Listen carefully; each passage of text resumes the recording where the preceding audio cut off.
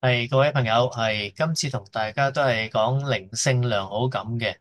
嗱，靈性良好感有好多話題嘅。我哋今日同大家講就係嘗試點樣去即係靜落嚟。而家呢個社會，因為我哋充斥住嘅習慣咧，就係用好多嘅時間都係即係攞住個手機啊，去收集嗰個信息。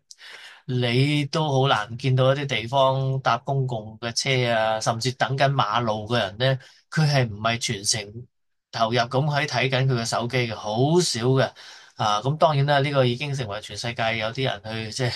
即係笑我哋而家嘅現代人咧，就係去到一個即係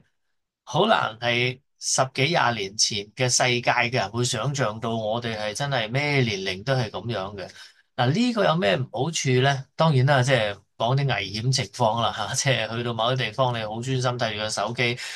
手機都俾人搶咗嘅，因為你完全唔知道有人即係目標住你嗰個手機準備嚟搶你啊！咁即係喺好多地方都有呢啲咁嘅新聞啊、短片都睇過啦嚇。咁呢個係危險啦。再唔講話過緊馬路啊，我即係見到好多人真係一路個頭即係望低個手機，就咁就行出馬路都有嘅。咁嗱，即係無時無刻，甚至喺危險嘅時刻，都唔能夠離開呢個手機嘅話咧，即係人係已經唔習慣，非常唔習慣靜落嚟嘅。當然歐洲仲有啲人咧，即係攞住本實體書嘅吓，即係等車啊、搭車都係攞本書嚟揭，咁都唔係唔好啦。咁因為書都會有時即係閂埋佢，但係手機咯，我假設而家啲好少人真係即係閂咗佢嘅吓。咁所以咧，如果做到靈性嘅良好感要提高咧，個人就可以靜落嚟嘅。真係可以唔用手上嘅手機。嗱，有啲人得噶吓，某啲性格嘅人啦，佢真係可以幾日你都發覺佢都唔 check 嗰啲嘅通訊啊，佢又冇 check 又冇覆咁樣，係有少數嘅人有咁嘅習慣係可以嘅，咁但係大部分人都唔得。咁所以咧，即係話大部分嘅人咧唔能夠習慣靜落嚟，咁就會令到我哋即係好多年前嘅世界人咧就會譬如瞓覺之前做一個回顧啊，寫下日記啊，咁呢啲我相信我諗已經好少人有咁嘅習慣。嗱，呢個習慣唔係話必須要啊，即係話佢停落嚟諗一諗自己，回想下自己。咁所以咧，我哋就話 mindfulness，即係嗰個正念啊。正念就係即係一個人可以喺有或者冇宗教嘅人都可以執行實踐正念嘅，就令自己真係放低呢啲電子嘅用品，就係喺一個安全、寧靜、舒適嘅環境咧，就唔受呢啲嘅電子嘅用品嘅信息所即係入嚟我哋嘅思想世界。喺嗰度咧，我哋俾自己沉澱落嚟嚇。經過咗一日嘅生活、工作、學習同人嘅接觸，一定有好多嘢嘅。有好多嘢咧，其實我哋不知不覺唔知係有益冇益㗎吓，包括埋我哋睇咁多電子嘅信息咧，係不斷幾秒之內就入好多個信息咧，有好多係已經係扭曲咗個信息，我哋係留意到嘅。咁所以咧，如果我哋冇咗呢個時間去靜落嚟咧，即係日常係咁已經好大件事嘅。甚至咧，我講俾大家聽，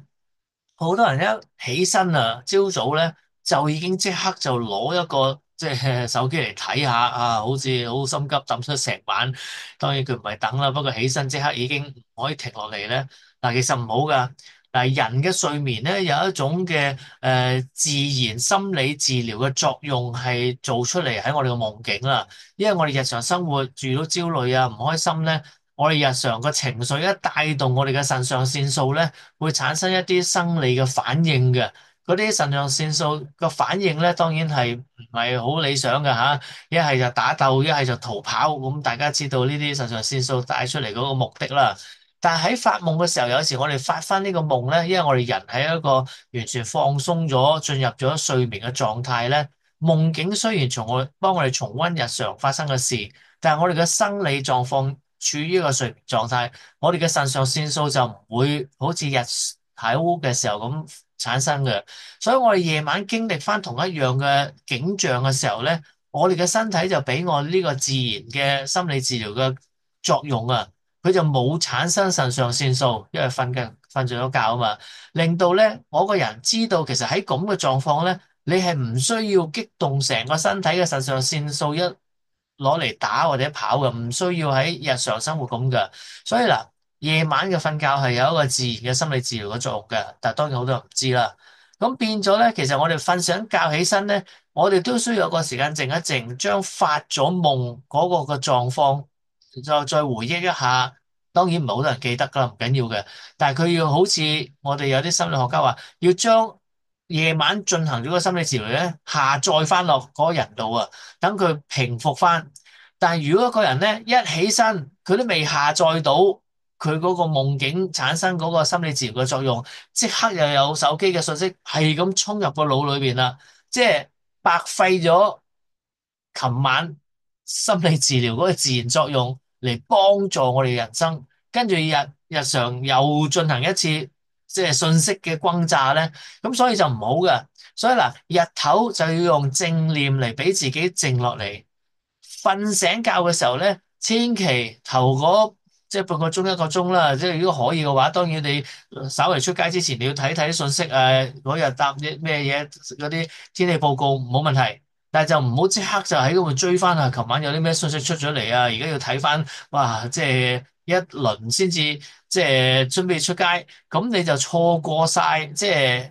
嗰個嘅靜落嚟嘅時間㗎啦。咁所以想有靈性嘅良好感咧，我哋需要日頭就要咁樣去，即係俾自己多啲諗日常嘅發生嘅事去重整，而朝早起身又要俾自己下載翻嗰啲嘢，咁我哋嘅人嘅靈性嘅良好感先會提高嘅。咁希望大家明白吓，咁今日同大家呢個靈性良好感就講到咁多啦。好啦，拜拜。